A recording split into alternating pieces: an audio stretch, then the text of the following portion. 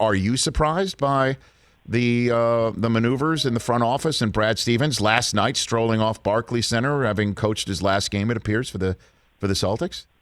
Yeah, I mean, look, I spoke to Danny Ainge just this Friday, and it's funny because sometimes right before a game, and that's when I saw him on the court, he can be kind of focused on the game, right? Athletes pregame, always an athlete, once an athlete, and just sort of tense. And he was chatty and friendly and forthcoming. And even though at that point the Celtics were already down in the series, and it was a more relaxed Danny Ainge than I expected. Now, in hindsight, does that mean something that he already knew what this was going on?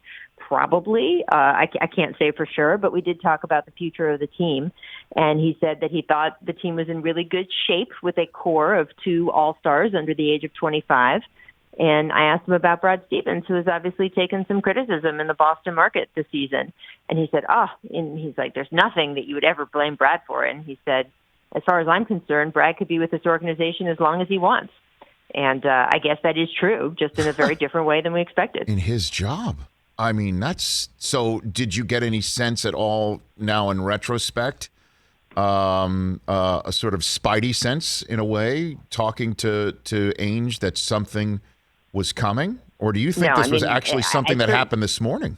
No, I certainly didn't. And I can say that people within the Celtics organization who work with him every day didn't have that feeling. There was a lot of people in that organization, texts flying around this morning saying, just sort of wow, or I can't believe this is happening. But, I'm sure people close to him knew. And, Danny Ainge pulled off one last thing people didn't expect. So what do you think? Who do you think? I guess this is at first blush isn't the proper word for it, but all options clearly will be on the table. Who wants to coach Jason Tatum, Jaylen Brown, and with all those banners hanging over your head? I imagine that there'll be a line out the door. What do you think, Rachel? Yeah, I mean, I think there's candidates. I'd want to take a minute before I start speculating because that speculation sometimes becomes news.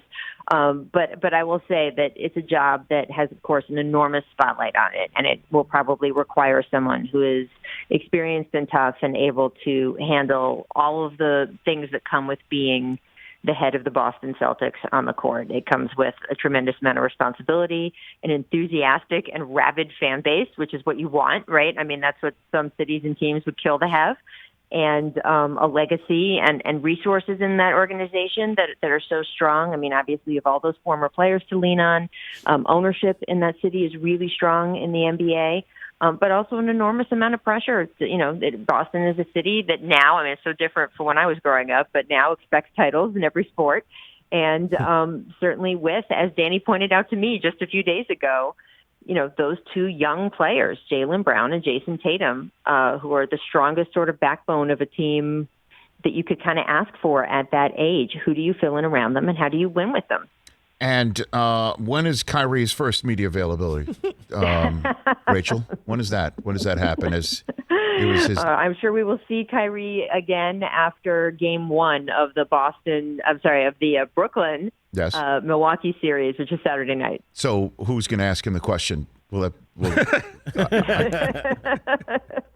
being the team that ends the Celtics season, as well as their long-time running construct in the front office and on the bench.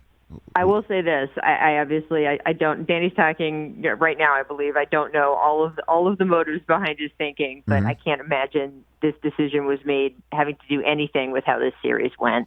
This is such a difficult year for Boston. They fell so far below their own expectations in terms of where they wanted to be. It's a team that was in the Eastern Conference Finals 3 of the previous 4 years, and this season they found themselves scraping just for a playoff spot.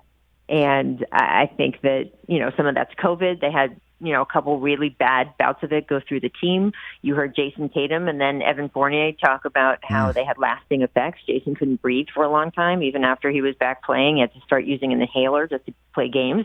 Evan Fournier talked about even once he was back, he felt like he was in a fog and had a concussion all of the time. He had headaches, and I don't think they've completely gone away.